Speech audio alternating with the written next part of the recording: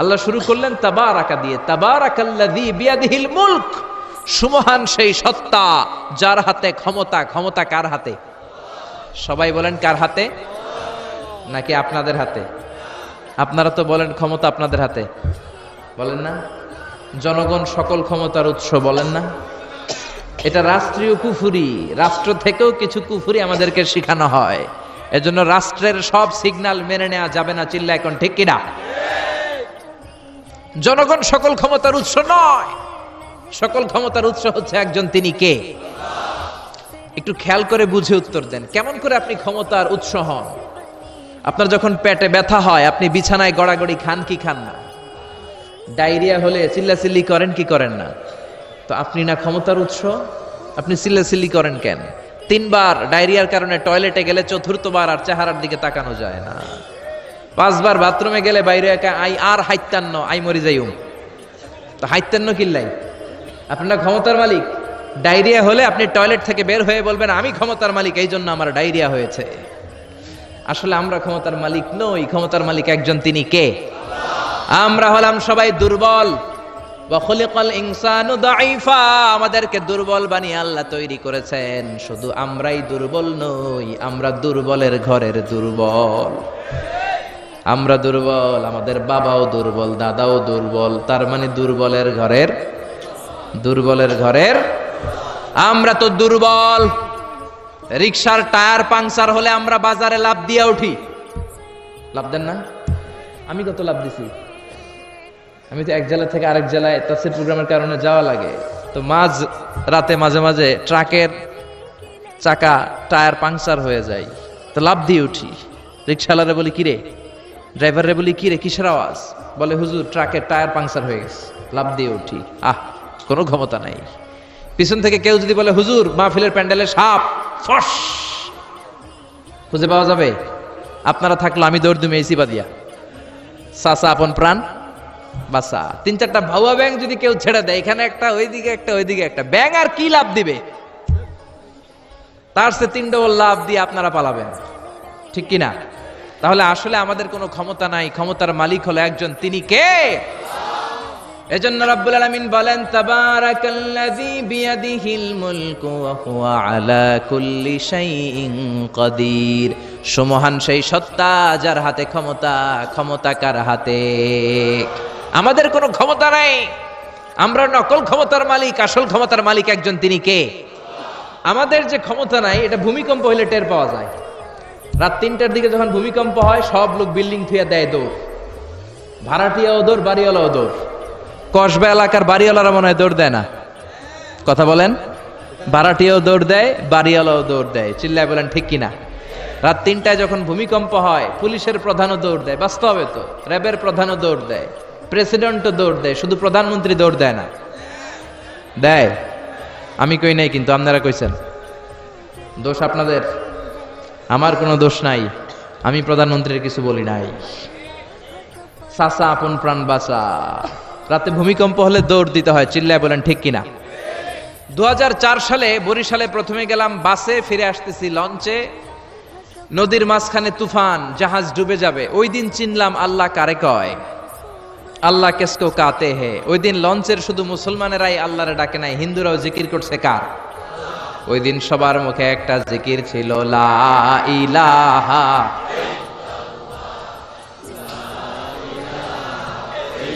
লা ইলাহা ইল্লাল্লাহু মুহাম্মাদুর রাসূলুল্লাহ। লঞ্চের সবাই সেদিন চিৎকার দিয়ে বলছে বাঁচাও। আমি বললাম কে বাঁচাবে? কয় হুজুর আপনি বাঁচাবেন।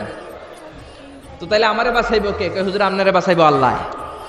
আসলে বিপদে পড়লে বোঝা যায় আমাদের কোনো ক্ষমতা নাই, ক্ষমতার মালিক হচ্ছেন একজন, তিনি কে?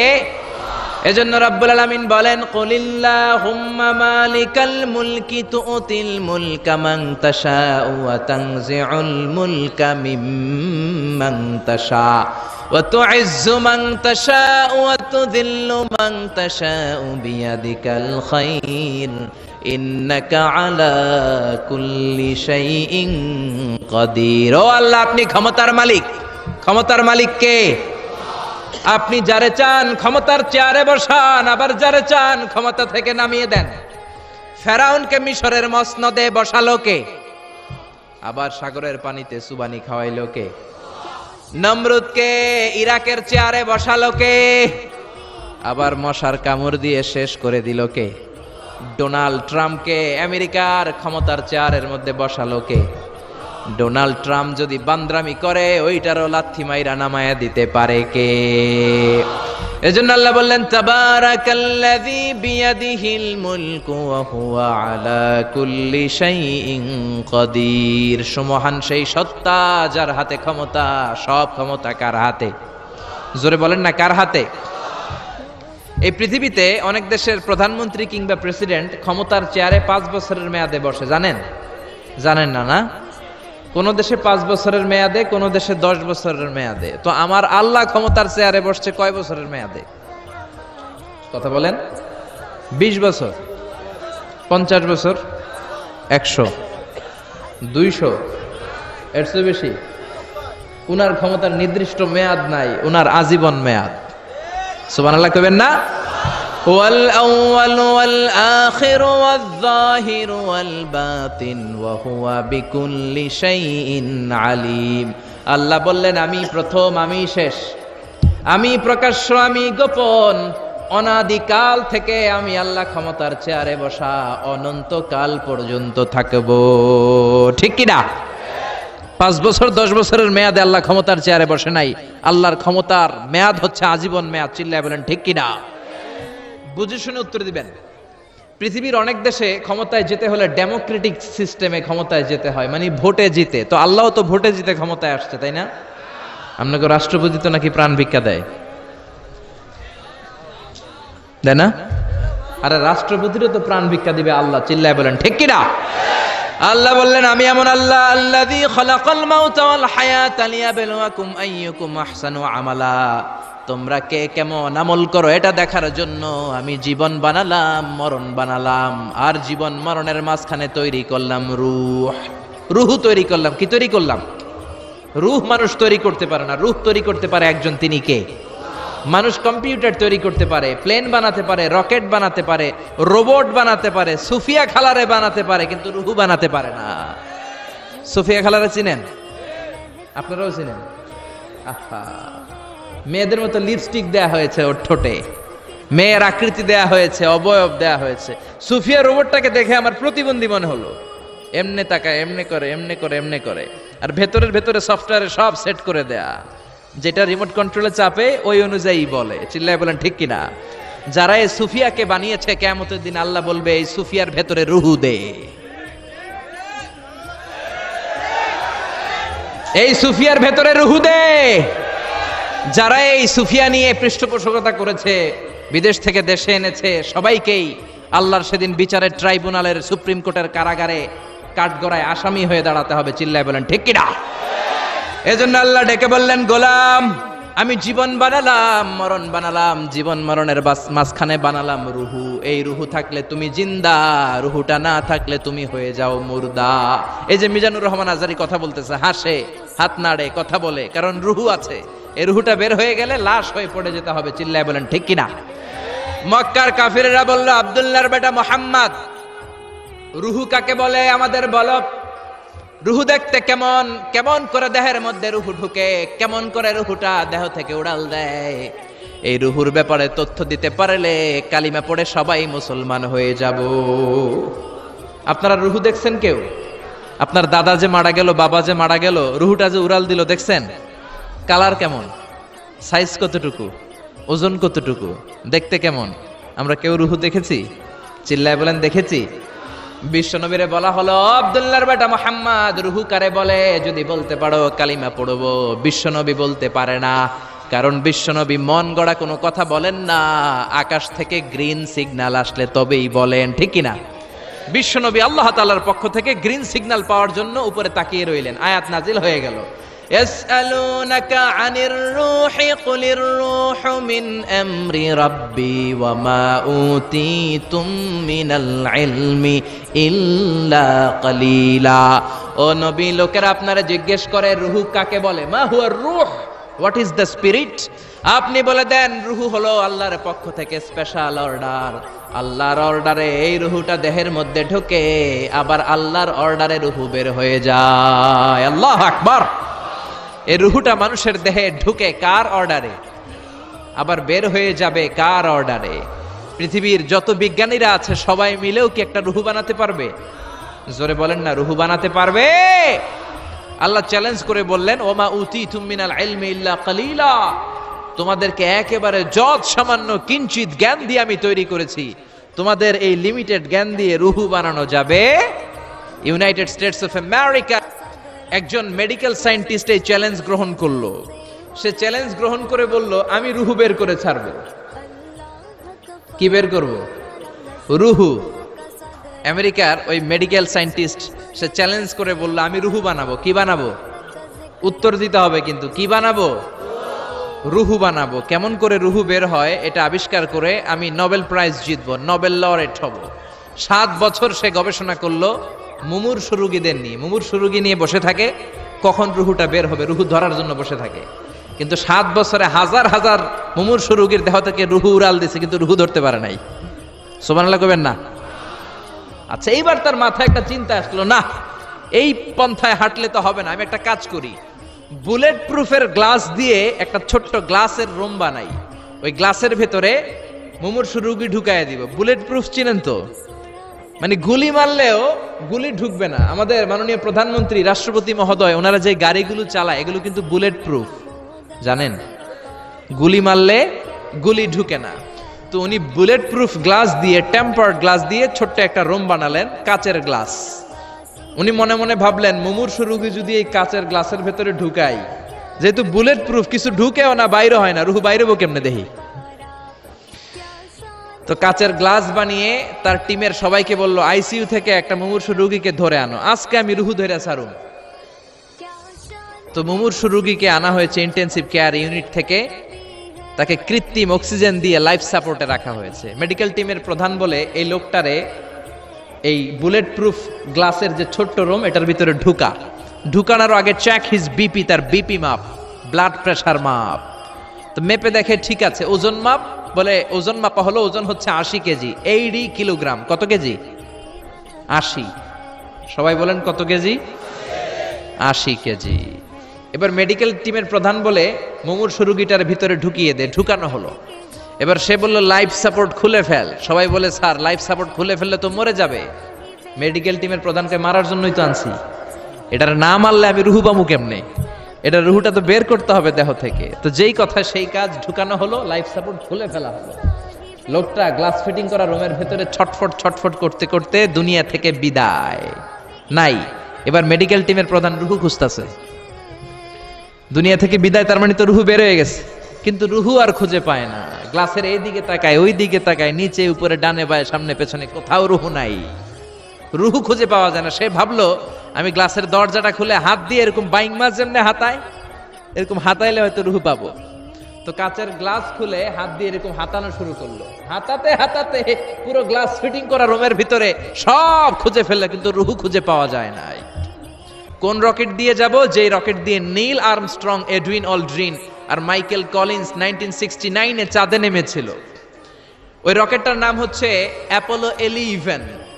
যারা যারা হাত তুলছেন একটু নামটা মুখস্থ রাখেন, অ্যাপোলো 11। তা না হলে আপনি ঘুরে আসলে লোকেরা জিজ্ঞেস করতে পারে কোন রকেটে গেছিলেন, তখন বলতে হবে না অ্যাপোলো 11-এ গেছিলাম। তো ঠিক আছে, যারা যারা হাত তুললেন তারা আর আমি এখন পৃথিবী থেকে সবচেয়ে কাছের যে তারাটা, প্রক্সিমা সেন্ট্রাই তার নাম, ওইখানে পিকনিকে যাব। তো এই যে রকেটটা দিয়ে যাব অ্যাপোলো 11, এটা কত দ্রুত চলে এটা আগে শোনেন। এই অ্যাপোলো 11 সেকেন্ডে চলে 11 কিলোমিটার বেগে, মিনিটে চলে 660 কিলোমিটার বেগে, আর ঘন্টায় চলে 39,000 কিলোমিটার বেগে। সুবহানাল্লাহ, মজা করে কইতে পারলেন না? 39,000 কিলোমিটার বেগে ঘন্টায় চলে। আচ্ছা, বাংলাদেশ থেকে আমেরিকা কত কিলো হবে? 8-10,000 কিলো। তার মানে এই রকেটটা দিয়ে বাংলাদেশ থেকে আমেরিকায় 1 ঘন্টায় 4 বার আসা যাওয়া করা যাবে। সুবহানাল্লাহ পড়েন। তো যারা যারা হাত তুলেছেন, আসেন আমরা এই রকেট দিয়ে পৃথিবীর সবচাইতে কাছের তারা প্রক্সিমা সেন্ট্রাইতে শীতকালের পিকনিকে যাব। কিন্তু যাবেন যে কত সময় লাগবে এটাও তো জানার দরকার আছে না নাই? যেই রকেটটা অ্যাপোলো 11 ঘন্টায় চলে কত হাজার কিলোমিটার বেগে?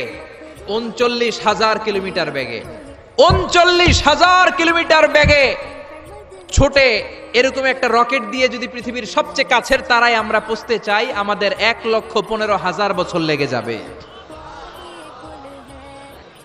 Can you imagine? আপনি কল্পনা করতে পারেন যে রকেটটা ঘন্টায় ছুটবে আপনাকে নিয়ে 39,000 কিলোমিটার বেগে, ওই রকেটটা দিয়ে পৃথিবীর সবচেয়ে কাছের যে তারাটা ওইটাতে পৌঁছতে আমাদের 1,15,000 বছর লেগে যাবে।